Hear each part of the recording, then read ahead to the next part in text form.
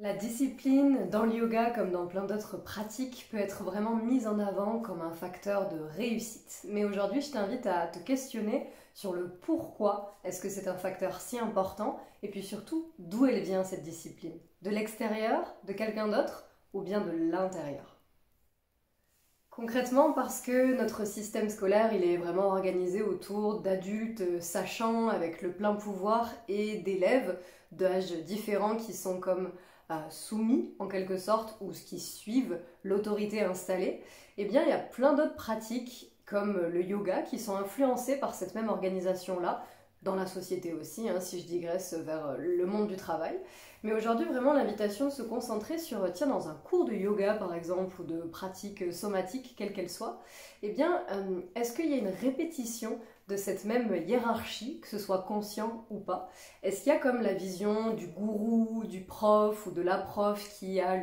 la pleine connaissance, qui est souvent très proche de l'illumination et qui a forcément quelque chose que les élèves n'ont pas, puisque ces élèves, dans un attrait de développement personnel et de il faut que je change ça, il faut que j'aille mieux, il faut que, eh ben, est-ce qu'en fait il n'y aurait pas comme une dynamique qui s'installe de hiérarchie dans le sens où il y en a un qui sait et l'autre qui absorbe la connaissance de l'autre, quitte à complètement obéir à ce que le sachant, la sachante impose.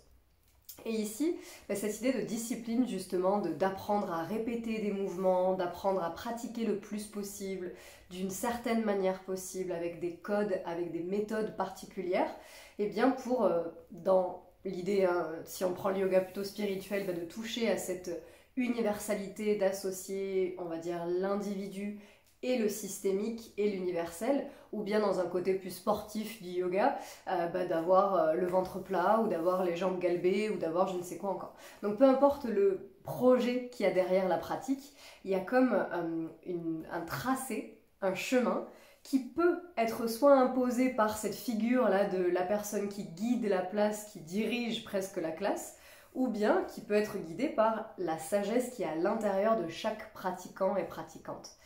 Et je me doute que tu t'en doutes, c'est plutôt cette deuxième partie-là, ce deuxième scénario, ce deuxième cas de figure qui me parle le plus. En anglais, ils ont vraiment cette terminologie de power over, donc le pouvoir sur quelqu'un, ou bien power with, le pouvoir partagé en fait, comme quelque chose de très vertical, de très pyramidal, ou bien quelque chose de plutôt horizontal, partagé, où chacun, chacune peut contribuer à l'évolution de l'espace.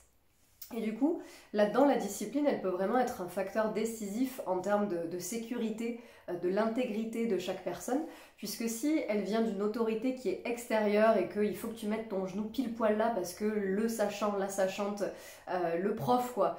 dirige et sait forcément mieux que personne l'anatomie, puisqu'il a fait des milliers d'heures de formation, des centaines d'heures de formation, et donc l'élève qui s'agenouille et qui dit oui, d'accord, ok, je ferai ce que tu dis, puisque je veux quelque chose que tu as et que moi je ne connais pas visiblement. Et donc je suis prête à tout quoi.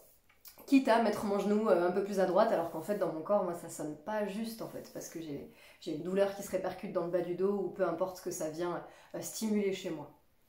Donc aujourd'hui vraiment cette idée de, en fait est-ce que la discipline, je suis pas là pour dire que c'est bien ou pas bien, hein, peu importe là-dedans, c'est juste tiens, est-ce que si on a l'élan de cette discipline d'avoir, ok, un projet, tiens je ressens vachement de stress dans ma vie et j'aimerais avoir un peu plus d'espace en fait. Ou bien, tiens,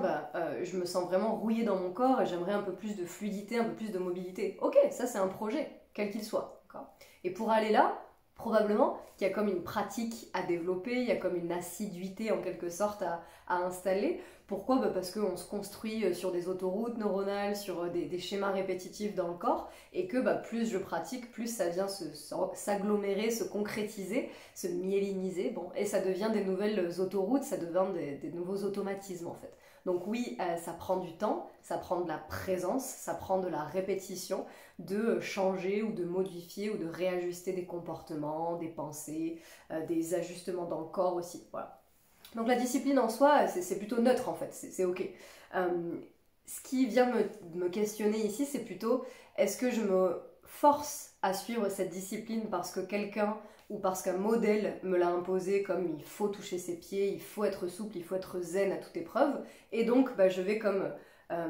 soumettre ma pleine agentivité, mon plein pouvoir de décision personnelle dans les mains de quelqu'un d'autre qui incarne cette figure de lui ou elle, ils ont réussi en fait, puisqu'ils sont profs, donc je vais écouter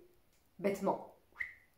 Je lâche, je suis. Okay. Ou bien est-ce que cette discipline, elle peut venir de comme le plaisir, la découverte, l'élan d'explorer en fait et de se connaître davantage. Et ça ne veut pas dire que chaque pratique que je fais, qu'elle soit sportive ou plutôt dans le yoga et les pratiques somatiques, qu'elle soit agréable, d'accord ? J'imagine si on fait de l'escalade, on aura probablement besoin de renforcer un petit peu ses épaules au bout d'un moment pour éviter les blessures, pour avoir plus de stabilité. Et c'est peut-être pas franchement passionnant de faire des exercices avec les poids ou bien des haltères ou bien de faire des pompes, ok ? C'est peut-être pas forcément hyper savoureux à chaque fois. Par contre, je sais que derrière, il y a comme ça ouvre la possibilité de, par contre, derrière, prendre du plaisir à monter une voie en escalade qui était hors de ma portée pour l'instant puisque j'avais pas fait cet exercice-là, ou bien qui me permet d'aller sur mon tapis et de vraiment ressentir les textures pendant que je fais ma pratique de yoga et de me dire « Ah ouais, là j'ai réussi à être dans le moment présent. Okay ». Donc ouais, il y aura forcément probablement des moments où ce sera un petit peu moins marrant, ou peut-être tu l'as déjà vécu aussi, mais t'asseoir sur ton coussin de méditation et en fait ne faire qu'à penser à des milliers de trucs, souvent pas super joyeux ou agréables, non, ça fait pas partie d'un moment de plaisir, d'accord ? Ça fait partie d'un moment de vie qui est vrai, qui est changeant, qui est mouvant. Par contre, le fait de s'asseoir régulièrement, ou de peu importe la manière de méditer, hein, en mouvement ou en statique, mais plus je me rapproche de moi, plus je me relie à moi, et peut-être progressivement, les prises de décision derrière, elles sont plus spontanées, elles sont plus centrées. Et je me fais davantage confiance. Peut-être que je connais davantage mon corps, donc j'arrive à dire non, ça me plaît pas, là, ce que tu me proposes, j'ai envie de m'écouter moi. Et tout ça, ça prend du temps, encore une fois, comme je l'ai dit tout à l'heure. Donc l'idée, c'est pas que je fasse absolument que ce qui est hyper agréable, et pourquoi pas, hein, mais qui est que du fun en fait. Peut-être que des fois, ce sera un peu difficile. Et en même temps, est-ce que je peux comme me rappeler que si je prends un abonnement dans une salle de sport ou que je vais faire des cours de yoga, en fait je décide d'investir mon temps, d'investir mon argent, d'investir ma présence dans une activité, dans une pratique qui théoriquement vient de moi et qui m'appelle, ou alors est-ce que ça vient juste d'un modèle, encore une fois, sociétal, qui ne fait que répéter le être toujours mieux, avoir plus, gagner plus, changer ce que je suis en fait. Donc d'où est-ce qu'elle vient cette discipline ? Est-ce qu'elle vient de l'intérieur ou est-ce qu'elle est imposée par quelqu'un qui vous dit il faut faire du yoga 3 fois par semaine sinon tu n'auras rien, et puis si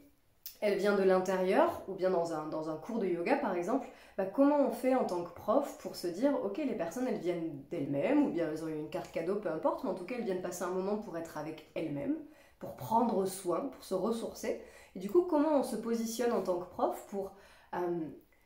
inviter les personnes à se relier, à pratiquer, à trouver la régularité qui leur convient, sans imposer en fait, sans penser ou projeter que nous on sait, que nous on a la science infuse et que forcément l'autre a besoin de nous. C'est où cette limite dans l'assiduité et dans la relation prof-élève qui peut permettre que chacun en fait se redonne accès aux sagesses, à la puissance qui est déjà à l'intérieur. Puisque finalement c'est un petit peu ça que nous dit le yoga quand même, que tout est dedans et que bien sûr il y a la nécessité d'avoir des miroirs quels qu'ils soient, que tout le monde peut être considéré comme un prof, hein, quelqu'un qui nous stimule, quelqu'un qui nous agace sur la route, ou quelqu'un qui nous fait un compliment et oh j'arrive pas à le recevoir, bon ok, en fait cette personne elle vient m'inviter à me remettre en question. Du coup dans le cas de figure où c'est écrit noir sur blanc, la prof et l'élève, là concrètement c'est la prof, le miroir, du coup comment est-ce que je fais en tant qu'élève pour garder mon libre arbitre et pour apprendre à l'aiguiser davantage, et comment je fais en tant que prof de l'autre côté pour apprendre de chaque élève et pour co-créer l'espace plutôt que de le militariser en quelque sorte et de le rendre complètement comme homogène avec la façon dont on a appris, sans rien remettre en question, et que l'autre n'ait pas l'espace de liberté en fait qui lui est dû et qui lui est propre. Plein de questionnements comme toujours, et toujours très curieuse d'avoir vos retours aussi dans cette notion de discipline, soit associé à l'autorité extérieure, soit associé au plaisir ou à l'envie, à l'élan de curiosité, d'apprendre de nous-mêmes, de nous révéler petit à petit à chaque fois qu'on déroule notre tapis ou qu'on se roule dans l'herbe ou qu'on fait ce qu'on veut. Mais voilà, à chaque fois qu'on pratique. Merci à vous et à très bientôt pour la prochaine vidéo.